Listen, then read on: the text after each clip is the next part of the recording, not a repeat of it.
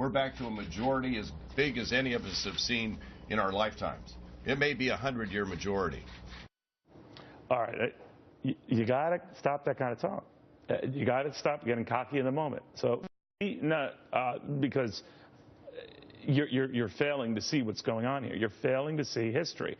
Republicans have a right to celebrate today. I have been arguing get over it by tomorrow because, you know, it's like a snapshot. One snap, it's shot. It's over. And, of course, think of it. 4 times now in the last decade, we've seen a branch of Congress or the White House change hands.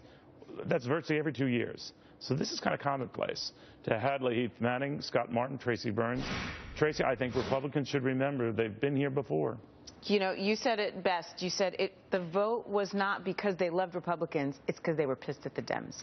And so Did I say pissed? You did. Actually, I used the bad words. You did. You don't have to drag us down. That was you saying that. Peed off? Yeah, thank you. Thank you, Scott. Okay. Thank you. So they're interpreting that as everyone loves that. Right, but they're wrong. They're wrong. It's a pox on both houses. This is the lesser of the two evils, and if they were smart, they would make change happen and renew the faith in the Republican Party, but it's not going to happen. Interesting. What do you think, Scott?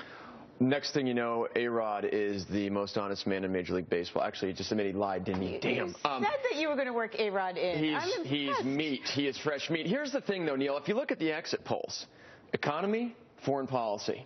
So over the next 2 years, what happens with those two things? Obama, maybe a defense spending bill. He's going to veto that. Economy, what, tax reform? Are you kidding me? Repatriation tax, $3 trillion plus overseas that nobody wants to bring back because they don't want to get taxed. Those are your two big issues that the voters said, hey, we want this stuff fixed. I'm not expecting. You doubt that that's going to happen. Hadley, we have learned about the Democrats when they were in charge and thought that Republicans are dead, and then Republicans when they were in charge and thought the Democrats are dead, you know, politicians have a way of succumbing to reality, and it might happen to Republicans. How did they avoid that fate? Well, more than a victory, this election for Republicans is an opportunity. Since they now control both houses of Congress, this is their chance to lay out a positive agenda. They've been branded as the party of no. They've stood against a lot of President Obama's agenda, and they campaigned against it this year. But now they can present the American people. They had the party of no label because it really was no once the 380-some-odd bills that were voted in the House were put in a dead letter file in the Senate. Because Harry Reid just said we're not going to take them. And now that's not the case. Right. Now that's not the case. Now that Republicans control the Senate, they have the opportunity to show the American people this is what we're for. This is the kind of tax policy we'd present. This is the kind of budget we would govern with. Fair enough. And then Tracy, it's up to the president to put him in the corner. But you know what? Let's not overfill the plate. This is like Saturday morning when you wake up and you have chores. You pick 2 and you just want to get them done. Pick a couple things. That many? You get that many? Yeah, Very good. Not really. 2 would be great. That would be like a record. But just pick something. Get the Keystone Pipeline on. Tweak Obamacare, and then be done. Targeted.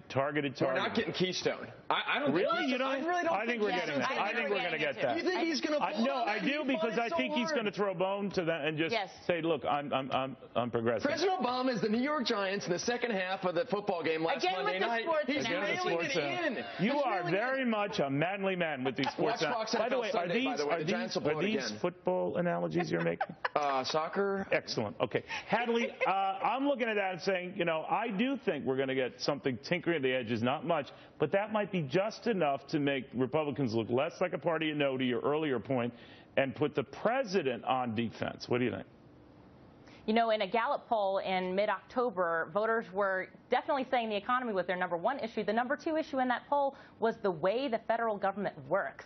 And I think Republicans here have something to prove. They want to prove that they can be a party who can govern competently, who doesn't have to shut down the government, who doesn't have to, you know, bring the country to the brink of default on debt or any of those issues. Mitch talked about them today in a press conference, saying that wasn't going to be the case under Republican leadership in the 2 houses of Congress. They were going to govern this country with certainty, providing business leaders with a path forward. All right, these guys are a little negative. I'm not. That's a, you know, football. You're the baseball. happy guy here. Yeah, exactly.